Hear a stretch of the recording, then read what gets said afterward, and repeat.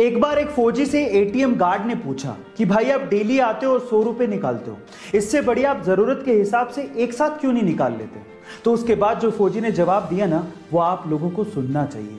फौजी ने कहा कि मेरे बैंक अकाउंट से मेरी वाइफ का मोबाइल लिंक्ड है। जब मैं यहां से पैसे निकालता हूं तो मेरी वाइफ को एक मैसेज जाता है, जिसके बाद उसे और घर वालों को यह तसल्ली हो जाती है कि मैं जिंदा हूं। गाइस, फौजियों की भावनाओं को समझिए। वो सिर्फ हमारे लिए और देश की रक्षा करने के लिए ऐसी जगहों पर ऐसी कंडीशंस में रहते हैं। तो आज हमारे सब फौजी भाइयों के लिए एक सैल्यूट तो बनता है। गाइस, एक जिंदा इंसान अगर पानी में तैरना नहीं जानता तो वो पानी में डूब सकता है और मर सकता है, लेकिन एक मृत शरीर अपने आप पानी में तैरने लगता है। ये कितनी अजीब सी बात है, लेकिन इसके पीछे का साइंटिफिक तर्क क्या है, जरा उसे भी जान लेते हैं। देखिए, पानी में वो चीज डूबती है जिसकी डेंसिटी या घनत्व पानी से ज्यादा होता है।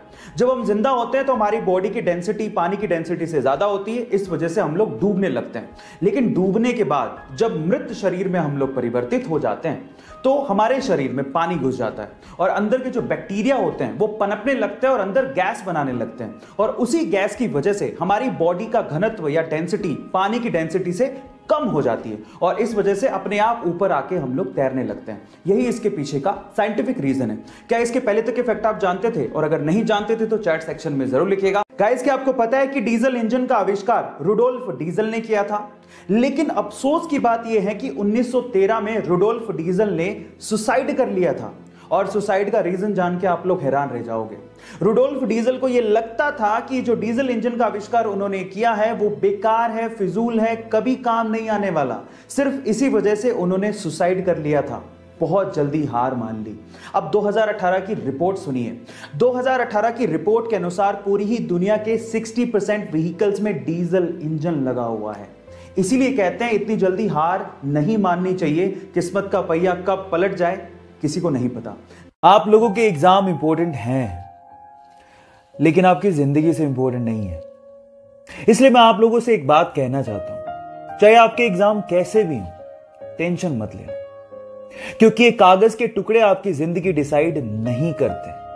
हां, अपना 200% दो, लेकिन टेंशन मत लो। और एक बात मैं आपके पेरेंट्स से भी कहना चाहता हूं, आप लोगों ने अपने बच्चे को 90% लाओगे तो ये दूंगा, 95% लाओगे तो ये दूंगा, ये कहा होगा। सही है, गलत नहीं है, लेकिन उसे ये भी कहो कि अगर नहीं आते या तू फेल हो जाता है तो भी मैं तेरे साथ खड़ा रहूंगा। आपके बच्चे आपका गर्व हैं, उनका साथ दो, क्योंकि एक दिन वो आपका नाम जरूर रोशन करेंगे।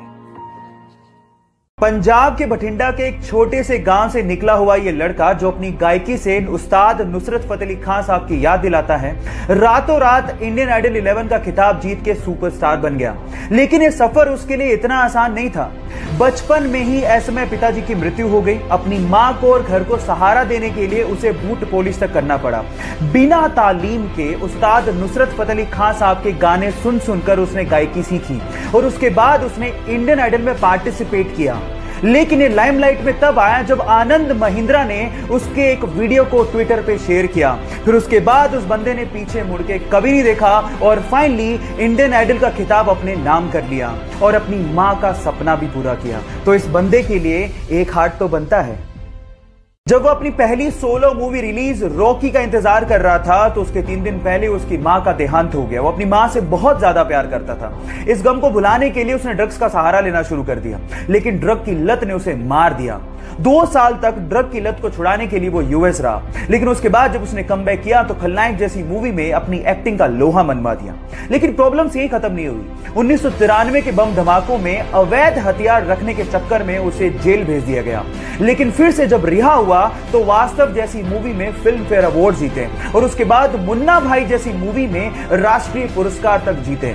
लेकिन प्रॉब्लम्स यही खत्म नहीं हुई। 2013 में अदालत ने उसे फिर से दोषी पाया और 5 साल की कैद की सजा सुना दी। इतने उतार चढ़ाव देखने वाले हमारे संजू बाबा आज भी अपनी एक्टिंग के दम पर बॉलीवुड में अपना एक अलग मुकाम बनाए हुए हैं। तो अपने संजू बाबा के लिए एक लाइक तो बनता है।